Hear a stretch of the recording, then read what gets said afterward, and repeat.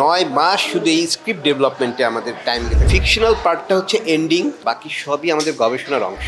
Artist selection, rehearsal, look test, shooting floor. সুরঙ্গ যে গল্পটা হয়েছে সেই গল্পটা আমাদের করার কথা।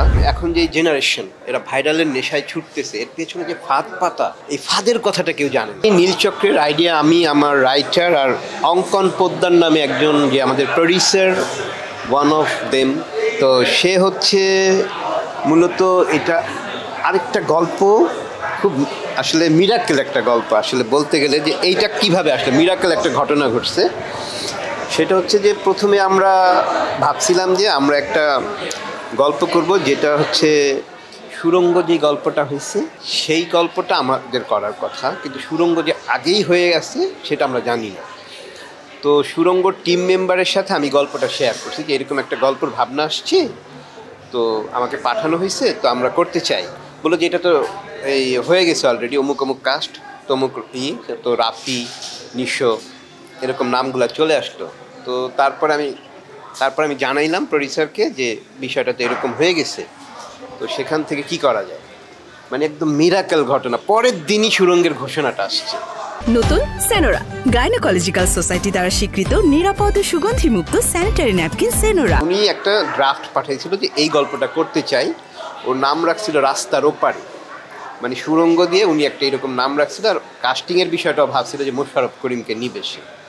তো এরকম প্রিপারেশন নিয়ে আমি আগে বাড়ার পর শুনি পরে যেদিন শেয়ার করলাম তার পরের দিনই ঘোষণাটা আসছে। কি একটা মিরাকেল বিষয় যে ওইটা যদি আমরাও প্রিপারেশন অনেক দূর আগাইতো তাহলে কেমন হইতো বিষয়টা। তো সেখান থেকে পরে আমরা আবার ভাবলাম যে কী করা যায়। মানে 9 মাস শুধু এই স্ক্রিপ্ট ডেভেলপমেন্টে আমাদের টাইম গেছে, কারণ এখানে R&D করা হয়েছে, তারপরে সোশ্যালি যা যা ঘটে সেটা টোটালটা আমাদের রিসার্চের মধ্য দিয়ে যাইতে হচ্ছে। কী হয়, এই যে ক্লোজ কল পার্টি টার্টি এগুলো কিন্তু রিসার্চের অংশ। শুধু ফিকশনাল পার্টটা হচ্ছে এন্ডিং, আর এইগুলো ফিকশনাল, বাকি সবই আমাদের গবেষণার অংশ। কারণ এখন যে জেনারেশন এরা ভাইরালের নেশায় ছুটতেছে, এর পেছনে যে ফাঁদ পাতা, এই ফাঁদের কথাটা কেউ জানে না, বা ওরা একটা জেনারেশন জানে না যে ফাঁদও কত ভয়ঙ্কর হইতে পারে। তার কারণে তার ফ্যামিলিও ডিস্ট্রয় হয়ে যাচ্ছে। ফাইনালি এই টপিকটাকে চুজ করে তারপরে আমরা স্ক্রিপ্টে 9 মাস লাগছে স্ক্রিপ্টটা টান করতে। তারপরে rehearsal, artist selection, rehearsal, look test, shooting floor, শেষ রিলিজ। প্রত্যেকটা বাবা মাই চায় তার সন্তান ভালো থাকুক, রাইট, তার সন্তান সেফ সাইডে থাকুক।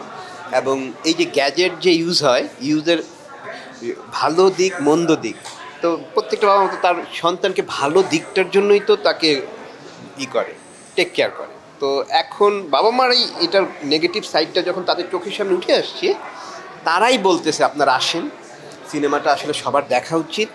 এই সিনেমাটা একমাত্র দেখেন নীলচক্রটাকেই সবাই বলতেছে এটা সবার দেখা উচিত। কেন? কারণ এটার মেসেজটা এত স্ট্রং, যার কারণে সবাই বলতেছে দেখা উচিত।